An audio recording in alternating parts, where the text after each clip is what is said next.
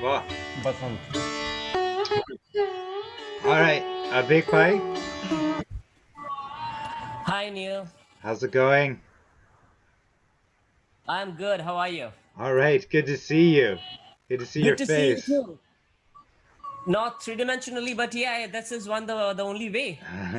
All right, I'd just like to welcome everyone. Thanks for being with us. And we've had a great response to these twice a week workshops that we've been doing now for the last couple months. And we had Samarth Nagarkar for 5 weeks doing classical Hindustani vocal music. And now we're going to continue this Thursday tradition we're starting with instrumental music featuring Abhik Mukherjee. On Tuesdays, we have rotating cast of different artists, including we've had Jay Gandhi. This coming up, we're going to have Mark Carey. We're going to have a jazz pianist. We're going to have Saraswati Ranganathan and many other great artists coming through giving one-off workshops there. And we're also working towards producing concerts in the future. So please, be in touch. And if you want to support what we're doing, please feel free to donate. Donate to the artist tonight with the donation link there. And we're creating work for our artists and content for the community. And for those of you who were at the workshop on Tuesday, we're sorry that our connection crapped out there, but we're going to produce the video from that and put that on YouTube. All the content from all these workshops is going to be preserved on YouTube as well as on our website, so you can always catch up there if you missed one of them. Abhik, welcome. What rag was that? Was like Hamir, but that was something else. What was there? That what are you talking about? I couldn't hear. Sorry. Oh, the rag that we were just listening to? Yeah, it was Amarnath Mishra. He started with Bahar, and then he went into Ragmala. Okay, right. You must be knowing him because he is from the Banaras Gharana. Okay.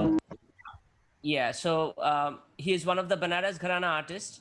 So that's the thing.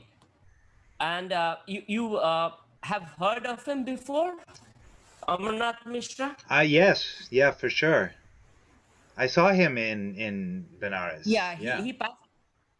Yeah, Yes, yeah, I he's heard. a Yeah. very famous person. Yeah, I from am a very, Benares, he very was one of the men in Benares. yes, yes. I'm a Yeah. great fan of this Pandit Amarnath Mishra ji, Yeah. and his it's a beautiful way of exposition. So I tonight, saw him in house concerts in Benares in the mid 90s, 94, oh, 95 when I first started learning.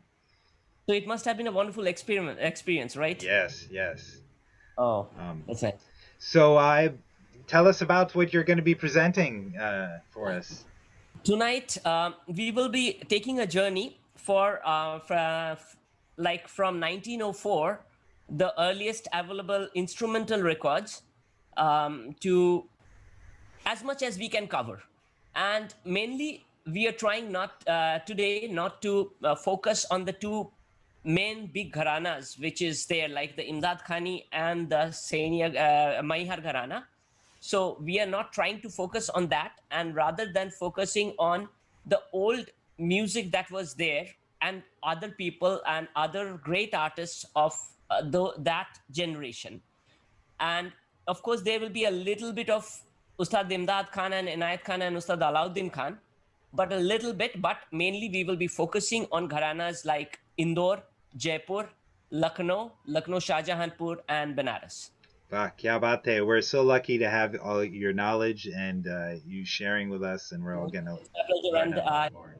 And thank you, Neil and David and whole BRM group for doing this, and even before that, walking me through the whole thing, how to set up. Yeah, well, we're happy to. We're all learning this new technologies and trying to improve it every week. We're trying to step it up. So I'm Yeah, gonna get off here and let you yeah. present. Thank you. But be present if you have need to ask questions. It will be always be nice, Sure. and it will always be nice to see you also because it seems that I'm Yes. talking to my screen. So, Yes. yeah. So All right. when we speak of sitar, there is a very wrong notion that Hazrat Amir Khusru of 13th century, he created the instrument. But that's not the case because sitar was not even there in those days. And then we find some British travelers and their traveling through Persia to India and their accounts where it has been written that Persian sitar is like the father of Indian sitar. That's not also the case. Though Indian sitar has come from the Veena family, it has got a very resemblance with tambur of Afghan instrument, which also is played with the plectrums, which people play, sitarists play, called mijrabs. The tamburs and sitar, these are the two instruments which are played with mijrabs.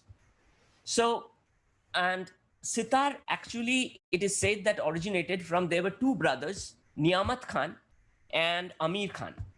So Niyamat Khan was popularly known as Sadarang, and Amir Khan was took the name of Khusru. So Amir Khan Khusru. That's why people make a mistake that it was the old Amir Khusru of 13th century. So Amir Khusru invented sitar, and maybe he has got influence from Veena and Tambur and invented sitar. And this was during 1739, during Muhammad Shah Rangila's time in the Mughal court in Delhi.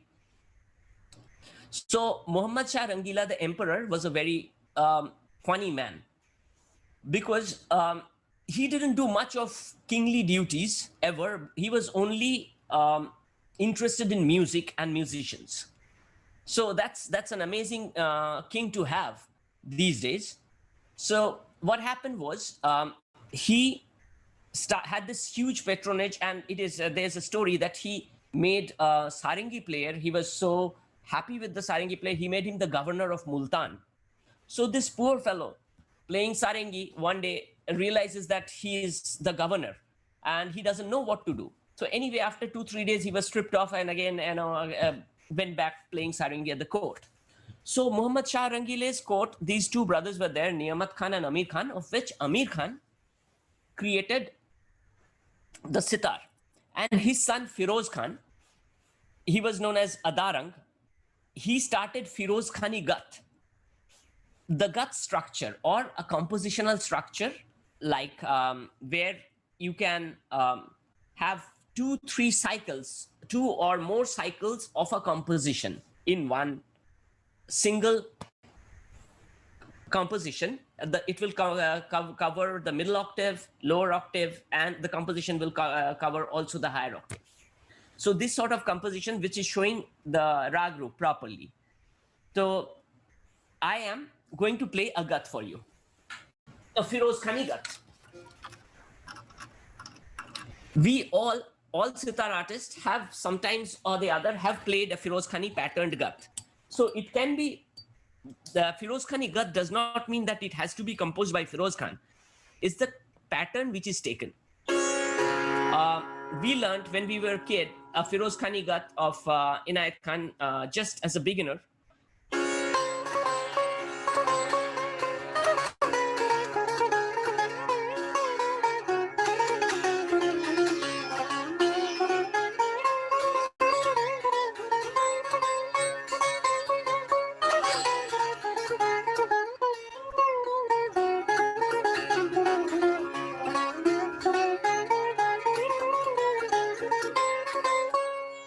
This is one style of Firoz Khan Bandish, and there's another one like this.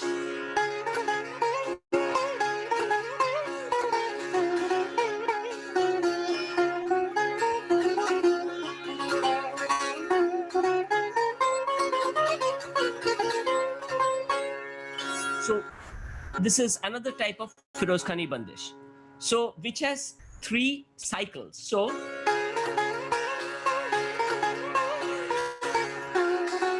first 16 beats, then comes the second cycle,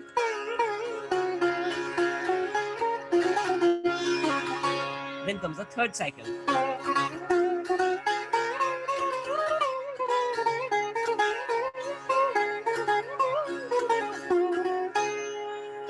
So this is Firoz Khani composition. And his son was Masjid Khan. We all play Masjid Khani Gat, which we also call the Vilambit Gat in sitar, in 16 beats cycle. And it is moved in such a way, they have a typical particular bowl pattern. So when we were kids, we had to memorize this bowl pattern and keep on playing. The bowl is which starts from the 12th beat. So 1, 2, 3, 4, 5, 6, 7, 8, 9, 10, 11. So now the bowl starts. Diri da, ra, da, ra. Diri da, ra, da, ra.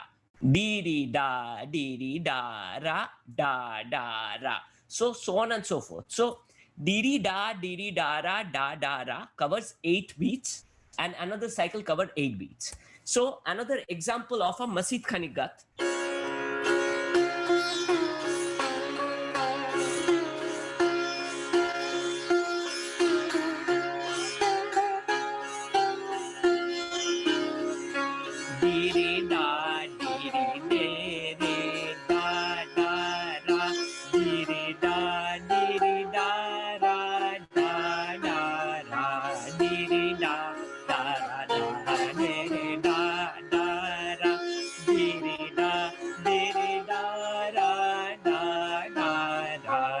So when you improvise, you can follow this pattern on different notes, and naturally it will always fall in place. So improvisation, maybe the first line.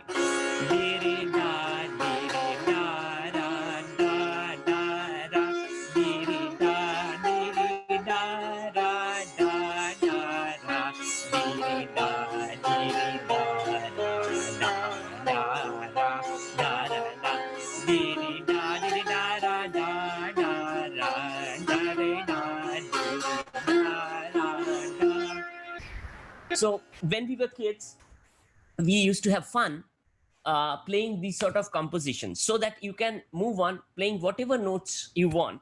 And then the guru or the teacher will tell you what you did. This is out of the raga. You should not do this. You can do this one. You cannot do. So playing these bowls helps you in having this whole cycle of 16 beats in your head in this tempo.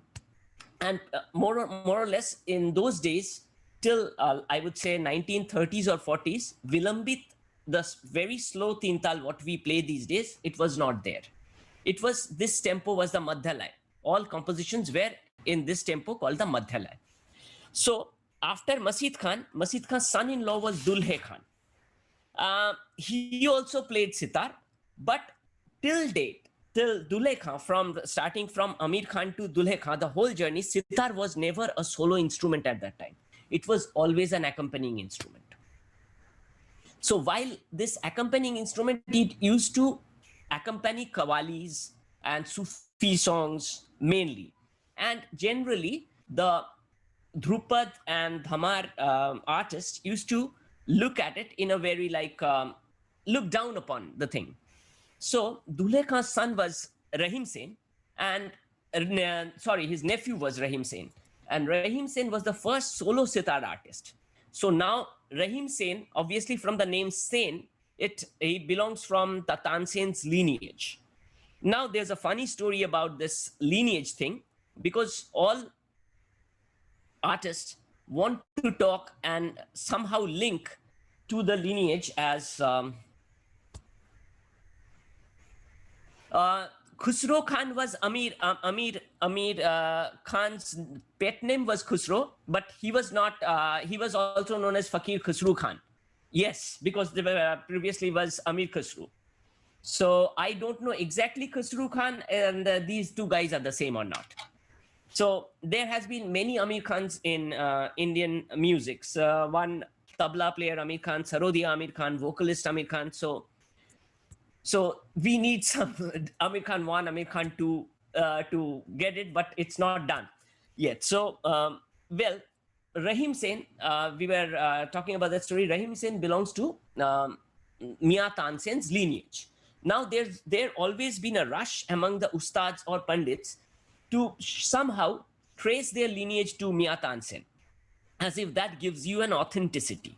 You know, like the mark, you know the right thing. So Tansen was a figure in Akbar's court, and Akbar passed away in 1605. And then came during Aurangzeb's time, the last of the famous Mughals.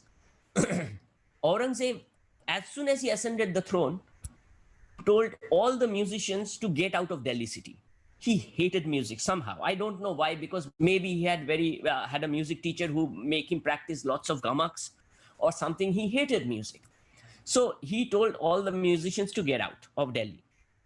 And previously the musicians were enjoying the patronage of the sultans and the Mughal emperors from Akbar onwards. So they suddenly had nowhere to go, but still they had some power in the court. So what they did, they took out a coffin and put the name music on top of it and said that, you know, there's a procession of music. Music is dead in Delhi. So emperor heard this news and said that, tell them to bury this music so deep down that it should not come for the next 200 years. So seeing emperor's mood, all the Delhi musicians left and went to Saadat Ali's Lucknow was blooming at that time. So then the Lucknow gharana started. And I must say, the Calcutta music scene, before Vilayat Khan Sahab and Pandit Ravi Shankar ji came in, were mainly dominated by Lucknow Shahjahanpur gharana. And like Sarod and Sitar, they were the most popular among all these. So Lucknow Shahjahanpur gharana, Lucknow started, you know, and then the Shahjahanpur Sarod Baj started, and then they mingled, and there are lots of great sitarists and sarodists from the Lucknow Shahjahanpur gharana. So first, let's hear some music of Lucknow Shahjahanpur gharana. One of the artists, let's see whom can we listen to. Maybe Waliullah Khan Sahab. Waliullah Khan Sahab, was an amazing player, which you will find in a minute. Hold on.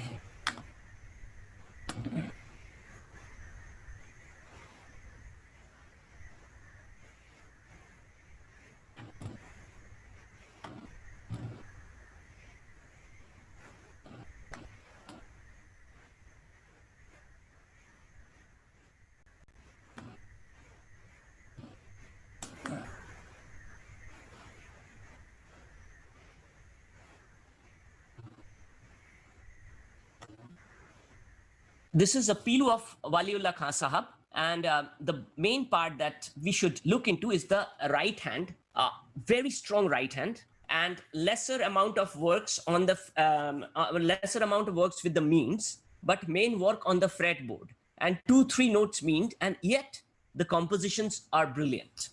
So, Ustad Waliullah Khan, Rag Pilu. It's a very horrible recording.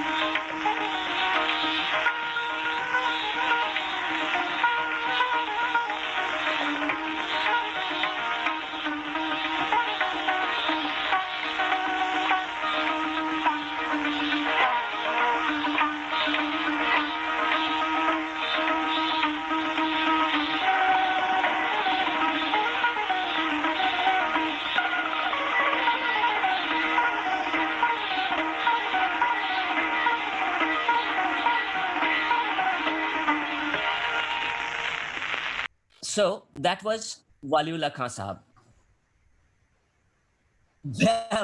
Well, he passed away in the year 1951. I think this recording was of 1921 or 24. I'm not very sure about the date. A lot of people were asking right before you were talking about the bowls. Yeah. Can you please illustrate how the dirida translates to the sitar finger strokes? Samarth Bhai was asking. Okay. So there are two basic strokes of sitar. One is da and the ra. So when you say it in a different way, diri, da diri, da diri, da diri diri diri, da diri diri diri, da ra da. So and that corresponds to up and down finger strokes on the sitar, right? Exactly. So the up and da, down and stroke. the down is the ra. Da is the and the da is your strong stroke, and the ra is Da the is the weak strong stroke, stroke, and the ra is generally the weak stroke. which is kind of is the opposite from guitar. Our upstroke is Exactly. sitar, is the Exactly. strong stroke is Right. opposite from Right. guitar. Right. Thank And you. even for sarod, they sarod, they say it the reverse way. Da is they say this is ra and this is da, I think. Sure. Yeah. Yeah. Thank you. So this is dadri stroke. This is and each one had a different pattern of the bowls. These were called bowls. So each artist's composition were had different patterns of bowl movement. And now see how a same bowl movement of the same gharana, Lucknow, another Sarodia, and let's listen to him.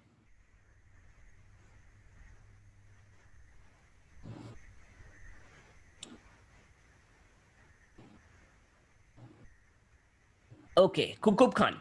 And after this music, after here, I will tell a funny story about Kukub Khan. Please remind me.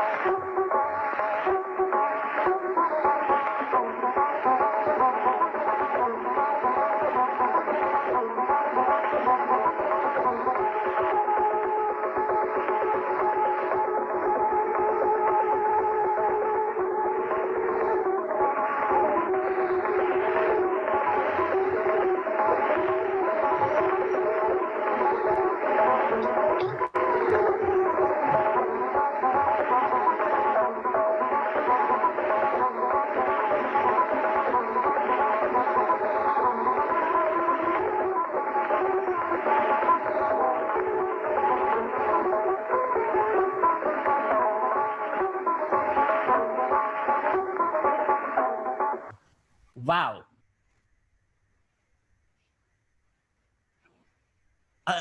Okay. So as you can see, he was like a beast. Like his right hand was like out of this world. So yeah, and mostly in all these 3 minutes recording, what you find is what you will find that if particularly instrumental ones, they will as a package they will show what their hands can do. They didn't, not yet, they were not familiarized with the format because they were playing a concert for 3 hours, then suddenly they are told to play for 3 minutes. So whatever they had a fixed composition and they will play it to show what their hands can do. And Kukub Khan stayed in Calcutta for a long time, and he taught many people, many artists. and he was, I think, under Birendra Kishore Rai Chaudhary and Mahaprasad Garg. These were the two kings at that time, and with whom Kukub Khan stayed for a few days every time and taught them. But whenever he was asked, like, for Khan Sahab, can you give me this bandish? He would just, as a bait, he was roam around singing a very beautiful composition and just go back to his room and sit quietly. And so the Maharaj will come and said, please, Guruji, teach me this composition. So he said, yes, I will. 50 rupees for that. So in those days, 50 rupees was pretty big, stiff money. But, they were kings. So they said, yes, now give me the composition. And he will give the composition and will be quiet and say, hey, you have given half of the composition. Where's the antara? He would smile. And okay, here 20 rupees more. So he will give the antara. So that's how it happened sometimes. And again, sometimes he would teach many students for free. So it was very different. So that was Kukub Khan. So after Kukub Khan, we can also listen to some more of Lucknow. One of my very favorite sitar player, Ilyas Khan, whom actually we also heard from Calcutta radio when I was a kid. His Jala patterns were amazing. So beautiful. I learnt one pattern of Jala of Ilyas Khan Sahab, which is a very Lucknow, his trademark Jala, from my father. He was a great fan of Ilyas Khan, and that's how I became a fan of Ilyas Khan too. So I will just play a little bit of that Jala in Tori, because I learned it in Tori. So, but okay, I can apply it. I can play it in, say, what rag, Anil? Give me a suggestion. Behag. Bihag, okay. In Bihag. So the same pattern of Jhala. The movement is very structured. The 16 is 4-4-4-4, and then it's 8-8.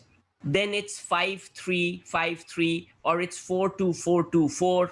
So 16 beats is broken in different ways in this same Jhala, with a minimum movement of the right hand is going on breaking the bowls, and left hand is placing on the notes. Okay.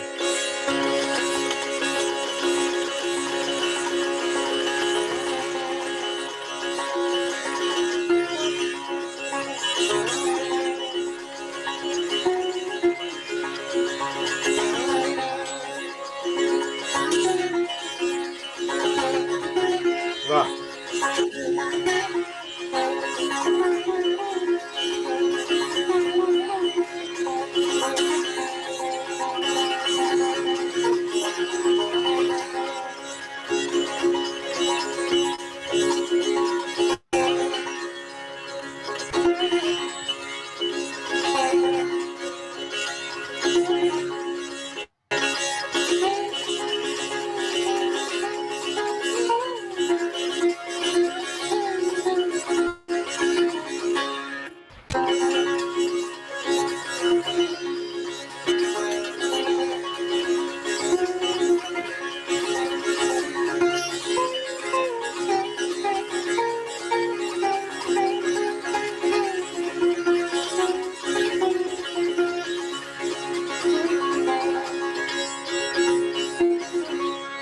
So this is how his Jhala is to move on, as if it's telling a story one after another.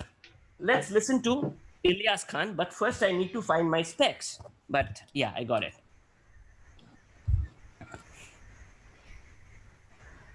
And fortunately, I found a Jhala, example of Jhala of Ilyas Khan, so it will be easy. A great, great artist.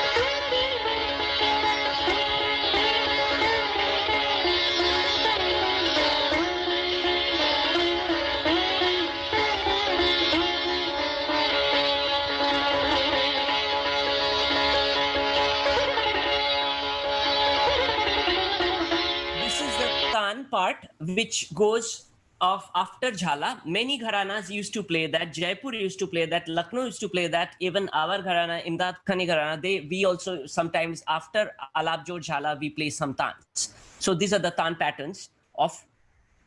Yes.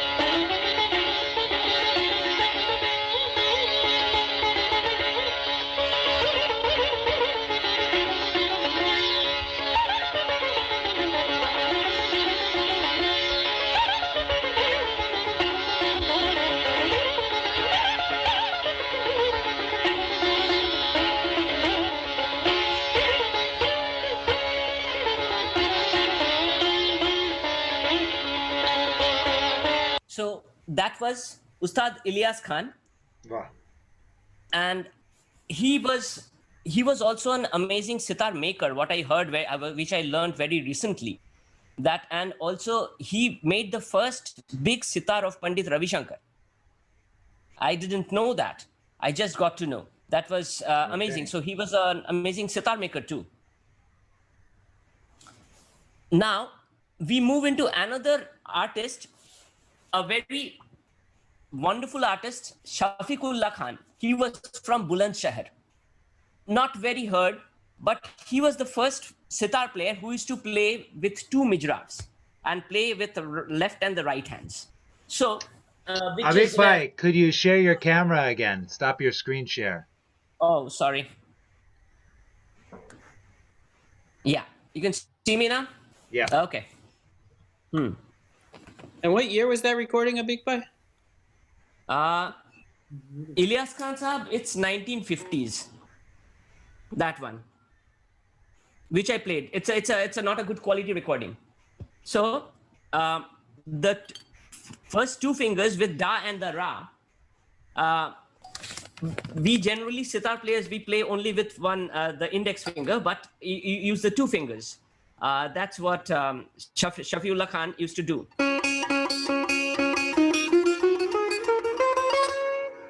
So he used to wear two mijrabs and play the bowl. And since he developed this baj, his playing style was quite unique. The recording quality is very bad, and please forgive me for that, but I think that we need to hear this. This is like 1921 again. Sarang.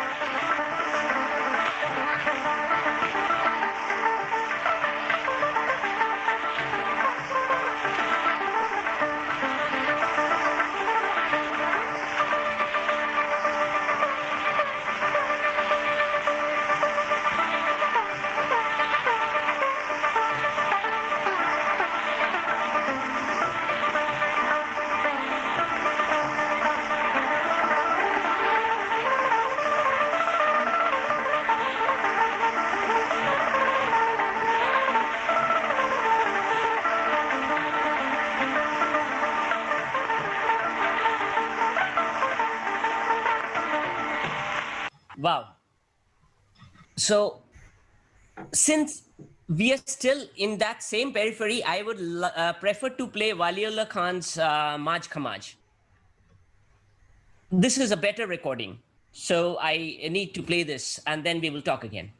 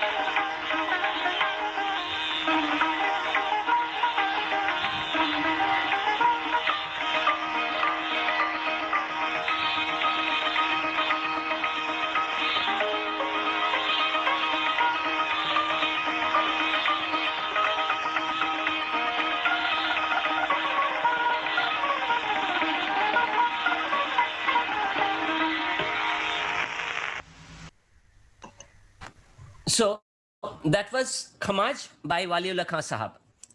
And yeah, yes, Samar, that was Avana Kahi Gaye. Yeah. I did change my screen. No? Yeah. Okay. So now we move into the Sarod part of the same era with one of my very favorite Sarod players, Shakhawat Hussain. Again, the same thing. Left hand goes on, but the right hand is the most important. And there is a reason. There was a reason. It's not that they couldn't play. That's totally different, because the need was they used to do all the alap in Surbahar, which is a big bass sitar. And then when they moved into sitar, for the gut part, they used the gatkari for the right hand. And since the sitar, there was no microphones in those days, the tabli, which is this part of the sitar, was very thin, so that the sound can be more. So, and for that, since the thin tabli, the bridge has to be on top, and you cannot pull mean, because if the bridge, there will be pressure on the bridge and the tabli will break. So that's the reason. But you needed more sound for amplification. This baj, this style of presentation was there, more emphasizing on the right hand. So you will find the same thing with Shakhawat Hussain Khan Sahab. There is a video of him being played. I think that will be more interesting. If I find the video, that will be amazing. Because you will see how easy was his playing technique. It seemed that he is not like putting any pressure at all. That's crazy how he used to do that, and with tremendous speed. The easiness of his performance.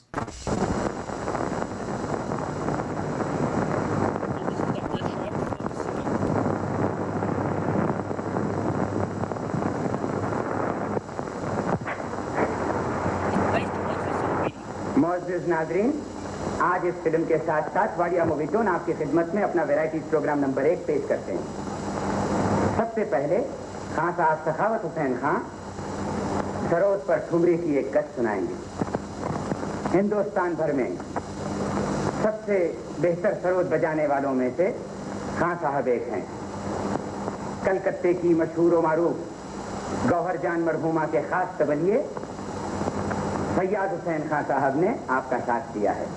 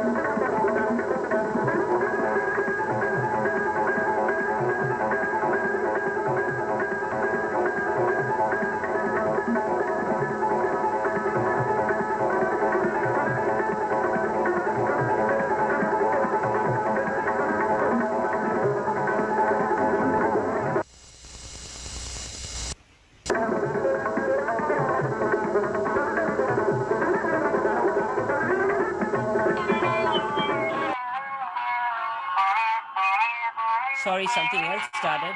I have to switch that off first.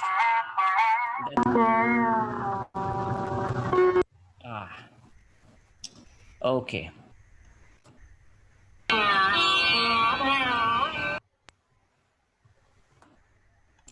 So you can see how the right hand was so powerful and amazing. So now, before we have a little bit of time left, we will now move into another great Sarodi of his time, Amir Khan Sahab, whose student was Radhika Mohan Moitra ji. So him and Amir Hussain Khan Sahab, Sarodi Amir Khan Sahab, was a very had a very wonderful relationship, and he used to love his guru so much.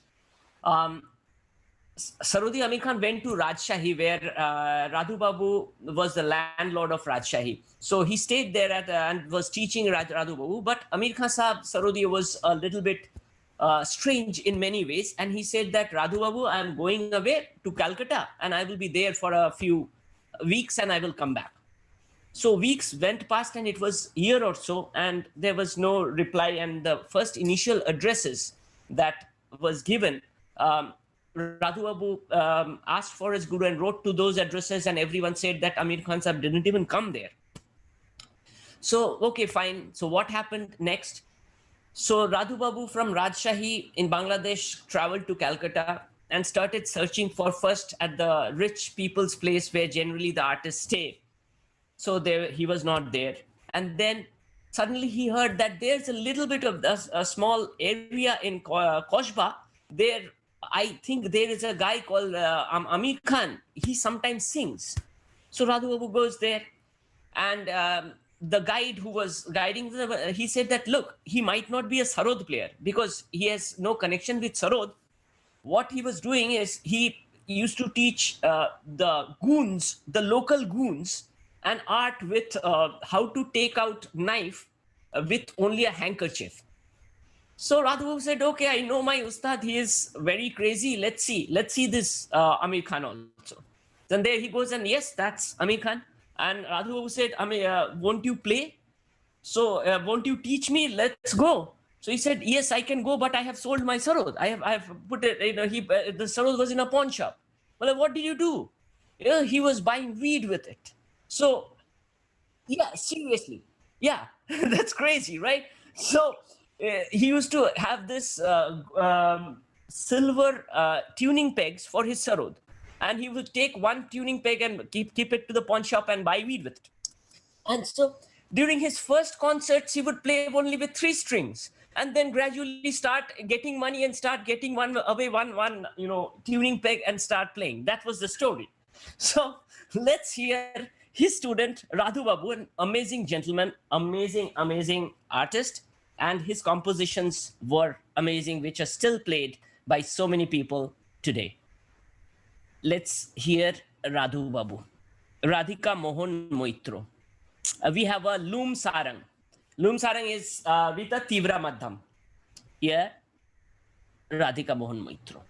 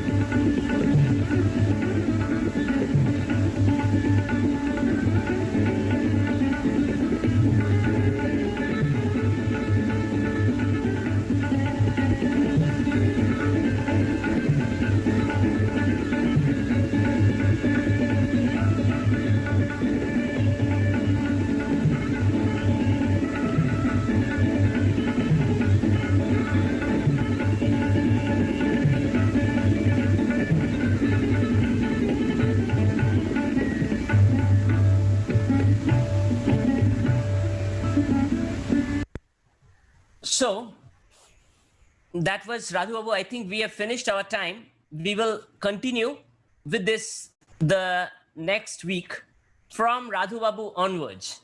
And we will again go back to some other great masters, and then we will again move on. Thank you, Abhik Bhai. If anybody has any last questions, please type them in. And then I'm just looking. Oh, Pandit Radha Krishna ji says that was Kamach, not Manch Kamach. I already mentioned, because okay, all right. It's written on the YouTube, sometimes you have wrongly labeled stuff. And somebody also asked if you could make your YouTube playlist public. Yeah, sure. Yeah. I can do that. That would be great. And we Yeah, can I can send it to you. You can just send it to the people, right? Sounds good. Yeah, we could post it here, and you can in YouTube you can just make it public and people can find it. I can do that too. Yeah, later on. Okay, sounds good. And we're gonna have a little. If you'd like to ask some questions, you can join us in the Zoom meeting in a little bit, and we'll have a little after party and just community time together. If you want to join in when we hang out. Yeah, I would love to. Yes. Sure. And other people who are listening are welcome to join us. Pandit Radhakrishna ji, pranam uncle, and to everyone who's there.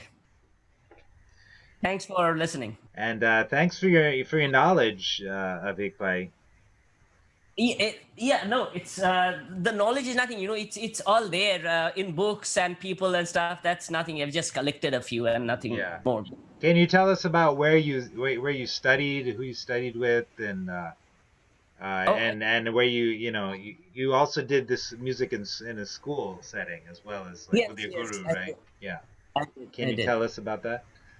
Yeah, I taught in music Vellum Boys School in Dehradun. That's what you were asking, right, Neil? Where you studied? Oh, where I studied. I studied from my father first, Sri Tarit Mukherjee. And he was a disciple of Bishnupur Gharana's Gaurhari Kabiraj ji and Sri Bimal Chatterjee. And then from there, I went to learn from Sri Bimal Chatterjee. He used to come every Tuesday from Domjur, which is pretty far away from in Howrah. And after that, he took me to his guru. And not only him, and there was Pandit Shanko Chatterjee, tabla player. Both of them took me to Pandit Kashinath Mukherjee. And then I was in Bombay at some point of time, and where I was just went after Dehradun, I went to Bombay to try my career in music. And my guru Kashinath Mukherjee was very much like tensed about what will happen to me. And so he called up Pandit Arvind Parikh ji and told me to go and learn from him. So that's where I started to learning from Pandit Arvind Parikh ji 2006 onwards and till date. And Pandit Kashinath Mukherjee, he passed away in 2012, very sadly. And apart from that, I have also learned from Sri Kaylan Bose, disciple of Ustad Vilayat Khan Sahab. He was my neighbor, just the next door neighbor, literally next door neighbor. So I used to go to his classes regularly and on and off with my sitar. Sometimes he would tell me to sing, and that happened since I was a kid. Wow. So it went. Wow. Yeah. Later on, I lost my voice with this puberty thing. Now my sounds like a toad, so I don't sing anymore. But I used to sing. At one point of time, I had a good voice. Still have a great voice. Thank you. I don't know about that, but yeah. So I just want to thank you to everybody who tuned in. Thank you so much. Stay tuned. We'll have this is the first of 5 sessions. So every Thursday will be together with Abhik Bhai, so we're so lucky. And we of course have other workshops on Tuesdays. Please go to our website and check out our information. If you're not on our mailing list, please sign up on our mailing list on our website. And we're looking forward to more workshops and more concerts and keeping the community together. And if you would like to join our little after party hang, you can click on the Zoom meeting right below there. And we're going to end this stream. Thanks again, Abhik Bhai. Thank you so much. Cheers. Bye.